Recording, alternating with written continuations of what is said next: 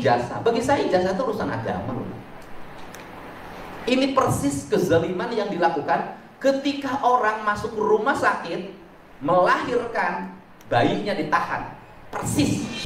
Anda belajar jadi dokter ilmu pendidikan, Anda ngajar tentang kemanusiaan, Anda ngajar tentang Pancasila, Anda ngajar tentang agama, ada umroh tiap tahun. Siswa, Anda tahan ijazahnya.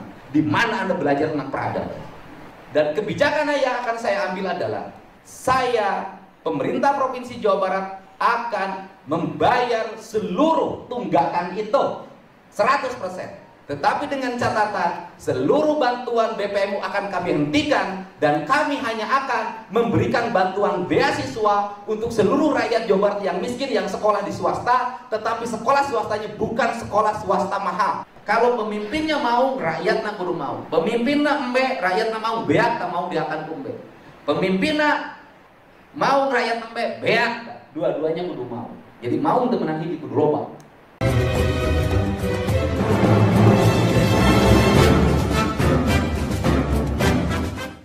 Meskipun sebagian sekolah sudah memberikan ijazah yang ditahan kepada siswa yang berhak, tapi Kang Deddy Mulyadi masih marah besar dikarenakan sebagian masih ada, terutama sekolah-sekolah swasta yang tidak tunduk dan mengikuti arahan dari Gubernur Jawa Barat terpilih.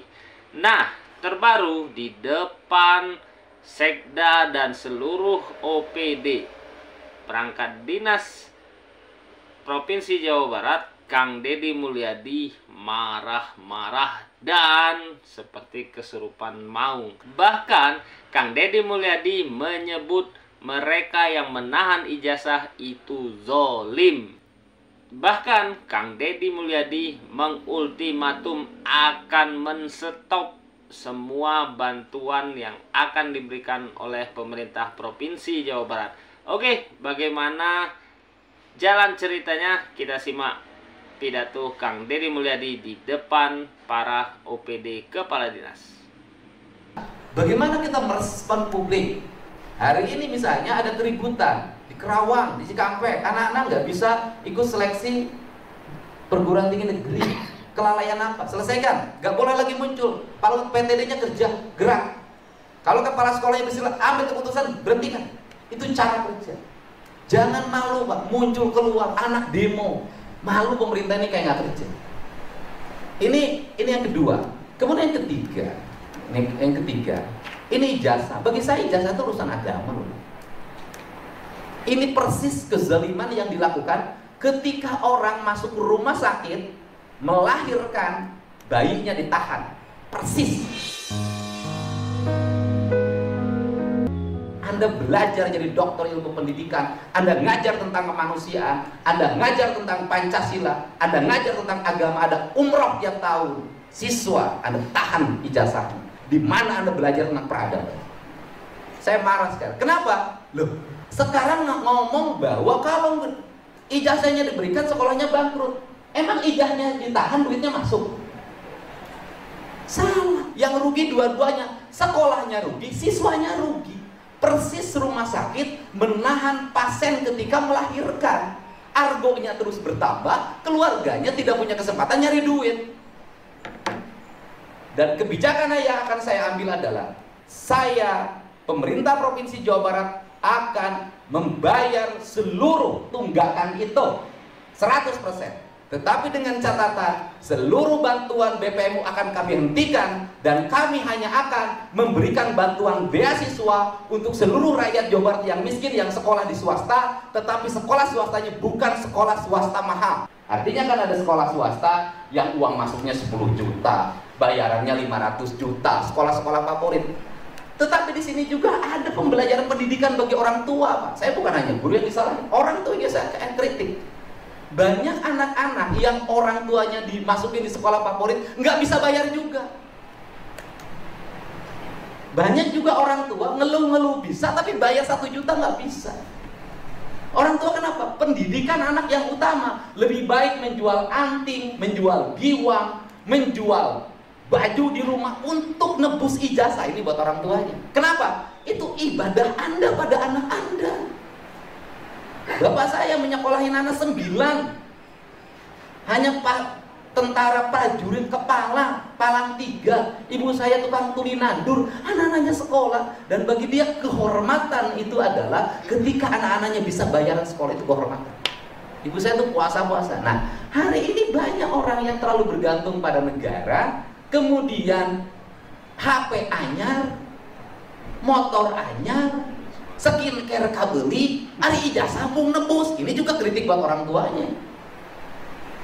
Ini kan harus dibenerin. Saya kan ketemu kasus orang yang demo saya di Subang, nangis ibunya tidak bisa beli anaknya sepatu. Harga sepatunya 200.000, skincare per bulan di 250.000 hari syairo. Ini keadaan orang tua kita hari ini. Saya mengkritik dua-duanya, orang tuanya juga saya kritik, gurunya juga saya kritik. Ini kan pertemuan dua orang yang karakternya sama. Nah, sehingga saya nggak mau lagi. Udah, saya juga orang tuanya, udah deh, ibadah dong untuk pendidikan anak. Teu mampu kenapa? Nggak ada kalimat tidak mampu. Setiap orang yang berusaha itu pasti berhasil. Nggak ada, Pak. Orang rajin bangun malam, orang rajin Senin Kemis, orang rajin bekerja. Saya menemukan kasus seorang ibu di Pangandaran tiap hari jual duren, kemudian jual alpukat, anaknya bisa kuliah di keperawatan dengan semester 10 juta. Bisa. Ayo nama legek diherakeun. Hutang loba. Ini kan harus segera diperbaiki. Jadi negara ini kalau mau benar ya diperbaiki mental dua-duanya. Birokratnya perbaiki, rakyatnya juga perbaiki. Kenapa? Birokratnya baik, rakyatnya nggak beres juga, Pak. Saya juga ngalamin kok. Saya tiap hari itu mulungin sampah ketika naik sepeda. Saya mulungin tiap hari sampai bersih. Itu orang yang tiap hari ketemu saya, gaya tiap hari jalan kaki. Tahu-taunya nongeng kermicin runtah ke tempat yang saya bersihkan sampai saya marah. Inilah hari ini rakyat kita, Pak.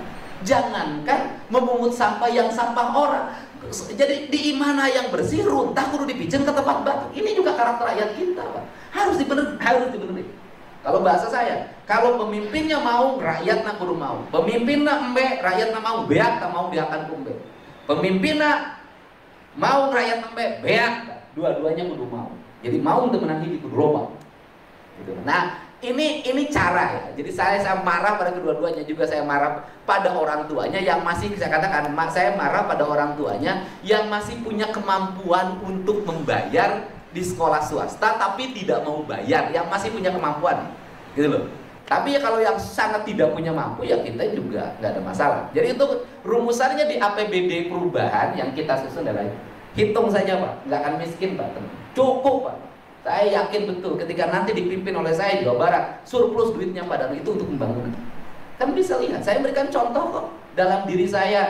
Belanja perjalanan dinas luar negeri berapa? 1,2 miliar hapus. Pakaian dinas 152 juta hapus. Perjalanan dinas dalam negeri berapa? 1,8 sekian miliar. Udah potong, saya cukup 40%. Udah, gak ada masalah. Berapa sumbangsi dari saya nih? Dari anggaran perjalanan dan gubernur saja dan anggaran baju dinas hampir 2,2 miliar, lumayan. Itu bisa bangun rumah rakyat miskin 54. Karena standar pembangunan rumah rakyat miskin saya hari ini 40 juta. Saya nggak mau 22,5 juta. Kenapa? Saya ingin memuliakan rakyat Jawa Barat. Tuh, dengarkan para mukibin-mukibin yang kemarin menyaksikan gerakan dan selalu komentar-komentar negatif terhadap upaya yang dilakukan oleh Gubernur Jawa Barat terpilih Kang Deddy Mulyadi. Nah, dari paparannya itu bisa kita tarik kesimpulan bahwa Kang Deddy Mulyadi begitu serius di dalam menanggulangi permasalahan di pendidikan. Apalagi pendidikan itu adalah tonggak awal bagi kemajuan bangsa Indonesia. Bravo Kang Deddy Mulyadi, hatur nuhun sudah menjadi kebanggaan warga Jawa Barat dan bangsa Indonesia. Semoga video-video ini bisa juga diikuti oleh kepala daerah yang lain sehingga tidak hanya Jawa Barat yang istimewa, provinsi yang lain juga istimewa. Hatur nuhun, sampurasun. Bye-bye.